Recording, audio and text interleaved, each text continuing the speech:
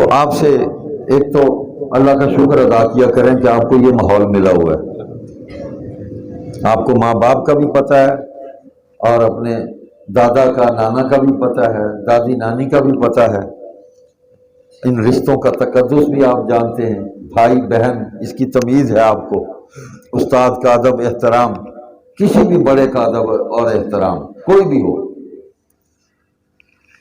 یہ اسی ماحول سے آپ کو یہ ساری چیزیں ملی ہیں۔ شرم و حیا، اپنے وجود کی حفاظت، اپنے اعمال کی حفاظت، یہ استاد کی محنت سے اور اس کی نظر سے فیض نظر ہے اس کا۔ میں یونیورسٹیوں سے ہو کر واپس آنے والا آدمی ہوں، مدرسے سے گیا یونیورسٹی سے پھر واپس یہاں آ گیا، لمبا چکر، ایک یو ٹرن ہم نے بھی لیا، ایک یو ٹرن ہم ان سے کہتے ہیں کہ آپ بھی لے لیں، سب کچھ دیکھ آیا ہوں میں، انہوں نے اندروں انہوں نے گھروں میں پھیرا مار رہے ہیں،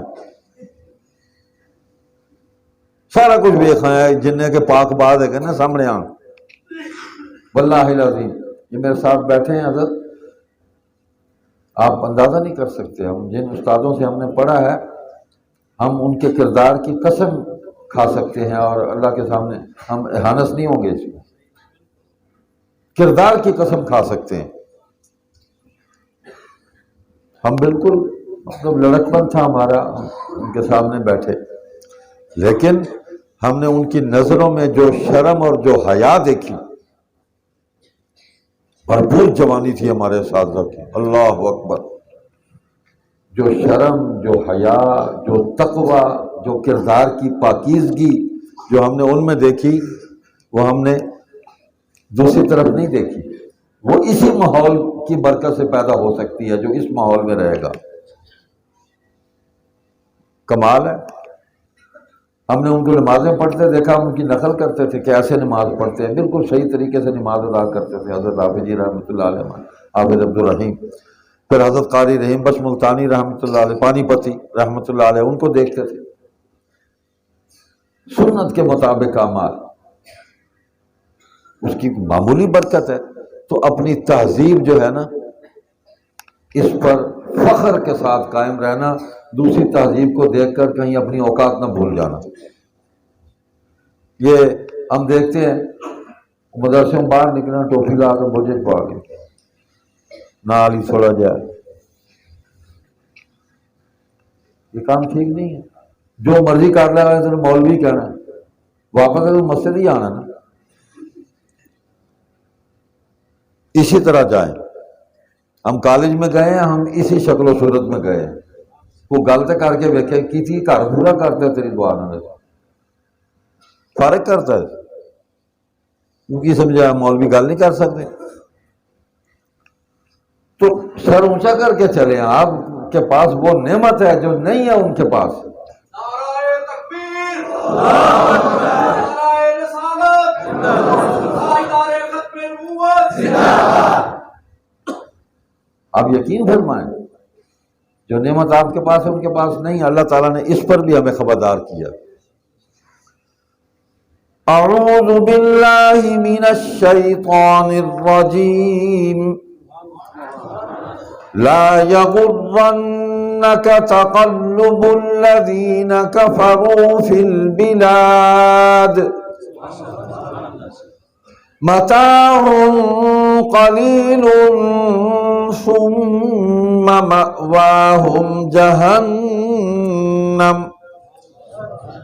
یہ ان کافروں کا شہروں میں چلنا پھرنا، ان کا اٹھنا بیٹھنا، ان کا پھدکنا، ان کا اقتدار، ان کی تہذیب، ان کا رہن سہن، ان کی مال و دولت، کر و فر، ان کے سٹائل، اس سے متاثر نہ ہو جانا، مرعوب نہ ہو جانا۔ اللہ میں فرما رہے ہیں، کیا ہوا جو ان کے پاس اقتدار ہے، کیا ہوا ان کے پاس جو مال ہے، متاع قلیل، کچھ بھی نہیں ہے، یہ بڑی حقیر اور قلیل سی چیز ہے، آج ہے کل نہیں ہے، اور اس کا انجام کیا ہے؟ ثم مأواہم جہنم، جہنم میں پھینکے جائیں گے۔ یہ تو صحابہ تو متاثر نہیں ہوئے. دو سپر پاور تھی صحابہ کے عہد میں، ایک رومن امپائر، ایک پرشین امپائر، یہ ایران کا علاقہ. وہ دنیا کے مغربی ملکوں سے جگہ ٹیکس وصول کرتا تھا رومن امپائر، اور یہ جو یہاں کے بدماش تھے فارس کے، یہ دنیا کے مشرقی ملکوں سے جگہ ٹیکس وصول کرتے تھے. تو صحابہ رومن امپائر کے بھی محلات میں داخل ہوئے اور یوں سر اونچا کر کے اللہ اکبر پڑھتے ہوئے داخل ہوئے، اور ادھر بھی داخل ہوئے فارس میں بھی. گھوڑے جو ہیں وہ محل کے اندر داخل کر دیے، قالین کو اپنی تلوار سے چوبیں لگا کے زخمی کرتے ہوئے اندر رکھ. وہ کہا کون ہو تسی، کدھر بڑھ آئے ہو؟ وہ خیر ہے تو میں کہا دیکھو پچھاڑو کون ہے. انہیں کیا ہوا اپنا کہ آئے کی کرنا، انہوں نے کہا تھوڑے اقتدار سے قبضہ کرنا، اللہ کا اقتدار قائم کرنا آیا. انہوں نے کہا تسی شکلیں ویکھو اپنی. انہوں نے کہا کی ہے ساری شکل؟ انہوں نے کہا ارمال بنیا، پگڑ بنیا، سارا مٹیو مٹی ہویا، چہرہ تیرا دھوڑو دھوڑ ہویا، تلوار تیری اتنے پرانی ٹاکیاں لپیٹیاں، تسی وہ گھوڑے سمیت اندر وڑ گیا نا صحابی، تلوار نال قالین میں چوبا لاندا. انہیں کہا آہو اسی ویختے صحیح تیرا حشر کی کرنے، اس واسطے کہ جو کچھ کرنا ہے اسی اپنے واسطے نہیں کرنا، اسی اللہ واسطے کرنا ہے. تے اللہ نے ساڈے کول وہ تانوں ذلیل کرانا ہے نا، تسی سوچ نہیں سکتے کہ اسی اس تخت تے بیٹھا گے اللہ کا حکم جاری کرا گے. الٹ دیتا اس قالین کے، کسرا کے قالین کے ٹکڑے ٹکڑے کر کے حضرت عمر رضی اللہ تعالیٰ نے صحابہ میں تقسیم کر دیے بھی کسی نے استعمال ہی نہ آئے. انہوں نے ٹوٹے کر کے لو پڑھو اے پئی جے سلطنت سے نہیں مروب ہوئے. حضرت حذیفہ بن یمان کے ہاتھ سے لقمہ گرا دسترخوان پہ، انہوں نے اٹھا کے بسم اللہ پڑھ کے کھا لیا. اور نال بیٹھا سی انہیں کونی ماری، ترقی پسند ہے سی نا، روشن خیال. انہیں کہا وہ اتوں کے لوگ بڑا مایوب سمجھتے ہیں انہوں کی کہن گے، انہوں نے اینی تمیز نہیں کی کہ روٹی ہتھوں ڈگ پئی ہے چک کے پھر انہیں منہ چ پا لی ہے. کیا جملہ کہا نا تر کو سنت نبی جنا لہا الحمقا، اور میں اپنے نبی دی سنت انہاں احمقاں دی خاطر چھڑ دیا. نعرہ تکبیر، آج تک ختم نبوت، حکومت الہیہ، مجلس احرار اسلام. مروب نہیں ہوا. انہوں نے کہا میرے نبی دی سنت ہوئی ہے، دسترخوان تے ڈگیا چک کے کھا لو، کوئی ذرے بھی پے تو بھی چک کے کھا لو، بڑی برکت ہے. میں یہ تے احمق ہے جاہل قسم دے لوگ جج، میں انہاں دی خاطر اپنے نبی دی سنت چھاڑ دیا؟ پاگل خانہ نہ ہوئے تو وہی غالب آئے. وانتم الاعلون ان کنتم مؤمنین. ٹکڑے ٹکڑے کر دیے وہ سلطنتیں. تو یہ جو کچھ ہو رہا ہے نا، اس سے مروب بالکل نہ ہونا. انہاں ٹوپیاں نو سر تے رکھو، رومالاں نو سر تے رکھو، پگڑیاں سر تے رکھو، داڑیاں نو بالکل ٹھیک رکھو، ہاں کٹنگ نہ کراؤ. میں کچھ نوجوانوں سے کہنا چاہتا ہوں، میں طنز نہیں کر رہا، تضحیک نہیں کر رہا، آپ کو بتانا چاہتا ہوں. یہ ابو جہل کا حلیہ بھی یہی تھا، داڑھی کٹی خشخشی داڑھی. بھائی ہم نبی صلی اللہ علیہ وسلم کے حلیے سے اپنے آپ کو مشابہ کریں. یہ ایران کا بھی یہی حلیہ تھا، روم والوں کے بھی جو بڑے تھے ان کے یہی حلیے تھے. وہ جڑے انہیں بھیجے سن کسرا نے حضور صلی اللہ علیہ وسلم وال دو بندے سبیر بنا کے پھڑ کے لیا تو جا کے وہ 6-4 دیاں مچھاں سن انہوں نے تو ٹھپویاں داڑیاں سن. حضور نے انہیں شکلیں ویکھیاں، انہوں نے کہا اسلام میں جو سبیر کا قتل جائز ہونا نا، تھوڑے میں قتل کا حکم دینا، انہوں لے جاؤ رات رہو سویرے دساں گا. صبح کہا کہ ان کو بلاؤ. انہوں نے کہا وہ جنہوں تسی رب مانتے ہو نا اپنا، وہ کسرا تھوڑا بادشاہ بھی ہے، انہوں تسی رب بھی مانتے ہو. راتی میرے رب نے جڑا پوری کائنات دا رب ہے، انہیں اس تواڈے رب دے پتر کولوں اونوں قتل کرا دتا جے، راتی وہ قتل ہو گیا۔ کتھے مدینہ، کتھے ایران، نبی دی خبراں وہ گئے، انہوں نے رستے چ اطلاع ملی کہ واقعی ساڈا رب تے جڑا ہے نا جی گھیاں ہو گیا۔ تو رب وہی ہے جڑا محمد رسول اللہ صلی اللہ علیہ وسلم نے دسیا، رب وہی ہے۔ ان الحکم الا للہ امر اللہ تعبدوا الا ایاہ الا لہ الخلق والامر، جنہیں پیدا کیتا اسے دے حکم چلنا ہے۔ تو مروبیت نکال دیں اپنے اندر سے۔ لوگ کی کہن گے جی داڑھی والا ہے تو پھر کی ہے؟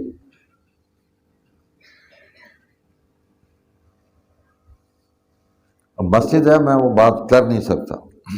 مجھے ایک ملیا سی مینوں جہاز بیٹھا میرے نال، داڑھی والا ویکھا نا انہوں پھر خورک ہوندی، اچھا ہوندی بھی اوتھے ہے جتھے خورک نہ ہوئے، اوتھے خورکنا شروع کر دیں گے۔ جتھے خورک نہیں ہو رہی نا اوتھے خورکنا شروع کر دینا۔ بس انہیں کیتی میں ان کو گل کوئی، میں گھر پورا کرتا، انہوں چکر آ گیا۔ اور بعد کسی نے پوچھا، انہوں نے کہا یار ایک میں نے مولوی ٹکریا سی، انہیں بڑی مینوں عجیب گل کی تھی، میں تو انہیں فارغ کرتا جی۔ میں تو انہیں پتہ نہیں سی کہ میں تو تواڈے گھروں پھیرا مار کے آیا ہوا، مینوں پتہ ہے تس تواڈا اور چھوڑ کی ہے، تواڈا علم کی ہے، تواڈی تہذیب کی ہے۔ بس اپنے عقیدے پر استقامت کے ساتھ قائم رہیں۔ ان الذين قالوا ربنا الله ثم استقاموا تتنزل عليهم الملائكة الا تخافوا ولا تحزنوا وابشروا بالجنة التي كنتم توعدون۔ اور اپنی تہذیب پر بھی پوری استقامت سے قائم رہو۔ آخری بات کرتا ہوں پھر اجازت چاہتا ہوں۔ یہ جاپان پر چلو، یہ جو روشن خیال لوگ ہیں نا، اگر ان کو کسی مسلمان کی بات سمجھ میں نہیں آتی تو انہی کے لوگوں کی بات بتا دو۔